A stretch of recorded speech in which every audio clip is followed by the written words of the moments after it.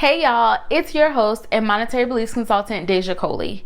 I'm on a mission to helping accomplished career women master their money by shifting their belief systems about themselves and their money.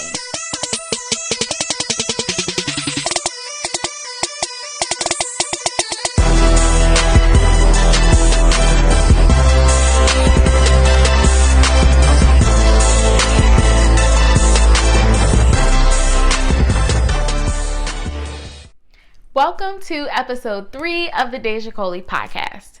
So last week, a friend shared a post on Facebook and she was resharing someone else's, the original author's post, and was asking us our advice about it. So the post went something like this. For a month, I've been working with my realtor to find my first home, but I wonder, how will I ever be able to own a home? It's hard and expensive to even breathe air. Everything is high in cost, especially rent. For the most part, I'm self-sufficient to save money. I do my own nails and hair. I don't do any extra clothes shopping, and I don't hang out outside of going to the gym and work. The only leisure thing I spend my money on is the gym and TV subscriptions. I really don't understand why I was even born. I'm only here to work, pay bills, and watch a movie or two. Yeah, pretty heavy, right? So the post got like 30 shares. There were a ton of comments and lots of people had stuff to say. Some of the comments that I saw, there were a group, there were some people who were sharing empathy and giving encouragement.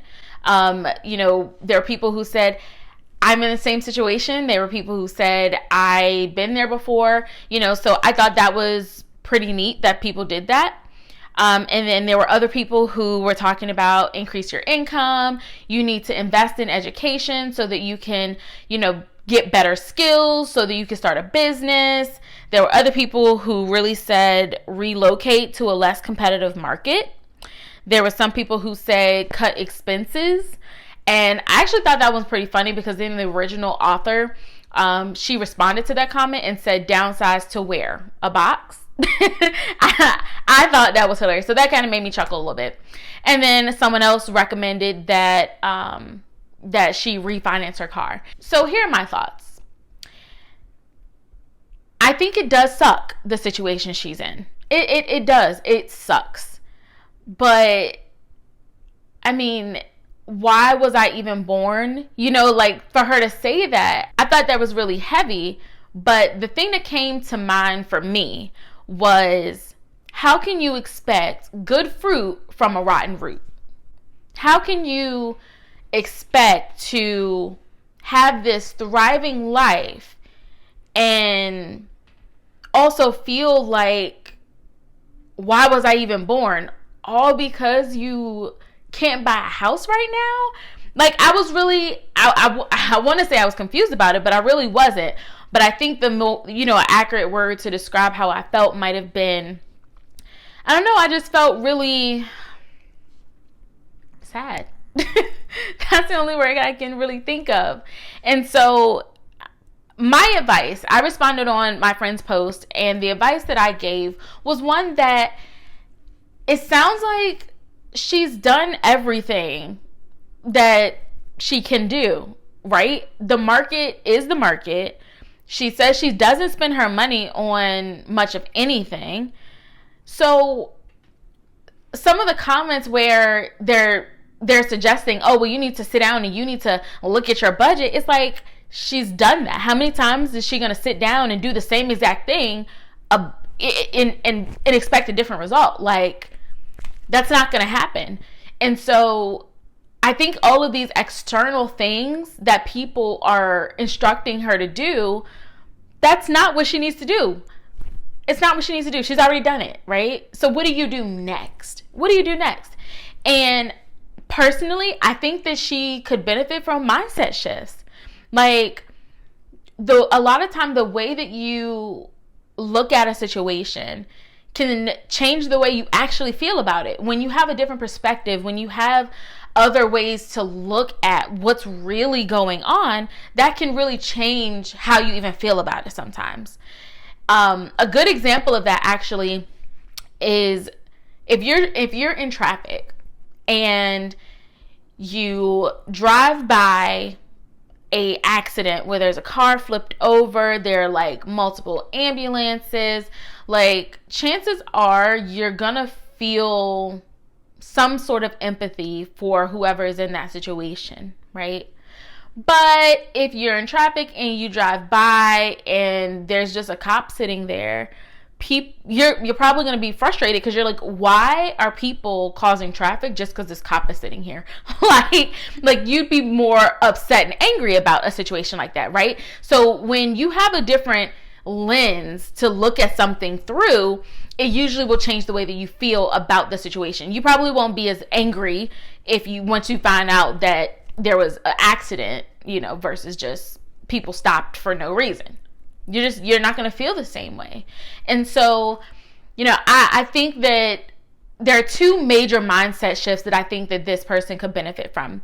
And the first is being objective about the actual situation that she's in, right? Just because you can't buy a house right now doesn't mean that you can't buy a house at all. And recognizing that our economy is going through inflation.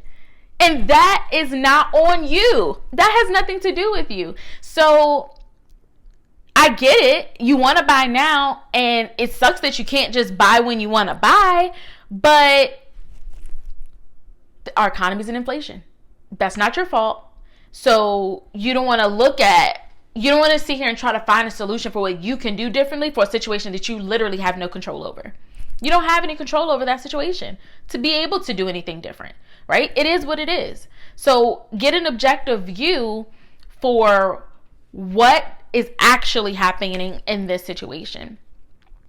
And I know where she's at. I used to think that everything negative was because of me. I always thought it was my fault. And if someone was angry, it had to be because I did something wrong. If someone wanted to talk to me, it's because I got in trouble. And, I used to always think that.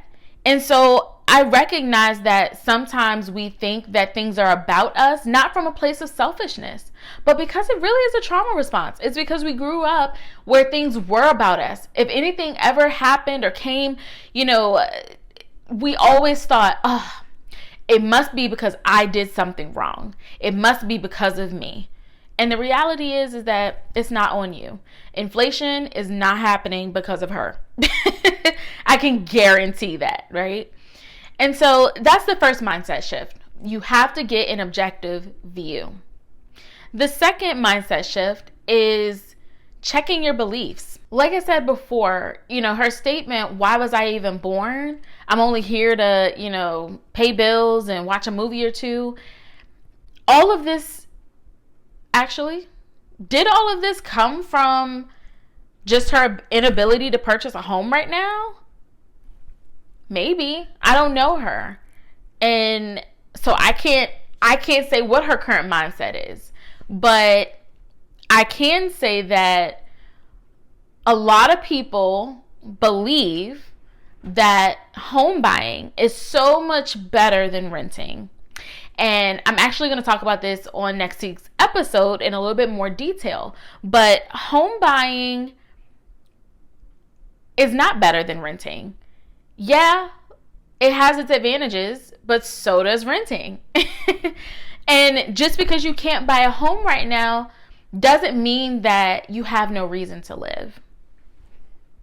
There are a ton of reasons for you to live, and I want you to find what those are, but you have to check your beliefs first. Check what type of things you currently are facing and what beliefs are, driving you to that circumstance or that situation, and then what's underneath even the belief itself. It is hard work, right? And a lot of our identity is usually rooted in the things that we believe. We're connected to people because we share beliefs. And sometimes we believe that if we don't believe the same things that we were taught growing up, or if we don't believe, the same things as people in our circle, that something's wrong with us. We struggle with our identity at that point. We don't know who we are outside of our beliefs. And the reality is that we are who we are, just all alone by itself. And a belief like that is not actually uplifting you. It's tearing you down. So check those beliefs. And it's emotionally difficult work, yes, but always remember that you can do hard things. So it's something that you've got the power to attack head on. So this wraps up this week's episode. The podcast is available on all platforms, so don't forget to like, follow, or subscribe. Again, thanks so much for listening to the Déja Coley podcast. This is your host, Déja Coley, here to remind you that your worth doesn't have a dollar sign. Bye, y'all.